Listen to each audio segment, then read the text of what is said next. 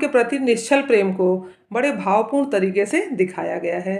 इस कहानी में दिखाया जाता है कि एक पिता है, एक छोटी बच्ची है, उसकी माँ भी है। इसके अलावा एक काबुली वाला है जो काबुल से आता है साल में मेवे किशमिश वगैरह बेचने, और यही बेचने के क्रम में उस बच्ची से उसकी दोस्ती हो जाती है।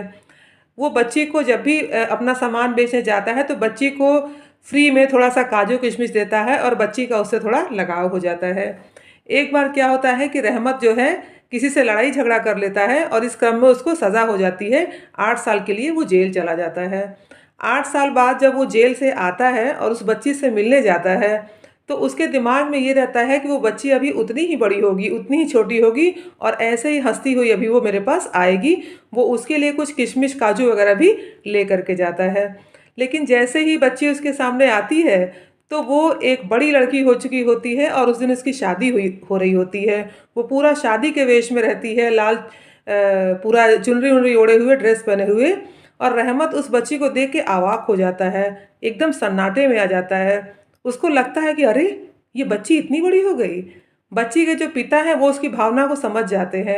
बच्ची जब चली जाती है तो वो कहते हैं कि तुम्हारी भी बेटी इतनी बड़ी हो गई होगी, और रहमत को समझ में आता है कि मैं अपनी बेटी जो 8 साल के लिए छोड़ के आया था काबुल में, वो भी इतनी बड़ी हो गई होगी। पता नहीं 8 साल में उसने क्या क्या झेला होगा, और उसकी भी शादी होने वाली होगी।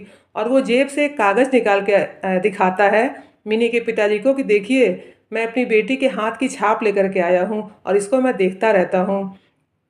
उस समय फ़ोटो वगैरह नहीं चलते थे तो हाथ की छाप लेकर के ही वो उसको कलेजे से लगाए अपना बिजनेस करता है, और साल में फिर वो चला जाता था मिलने अपनी बेटी से। लेकिन इस बार सज़ा होने के कारण वो नहीं जा पाया था।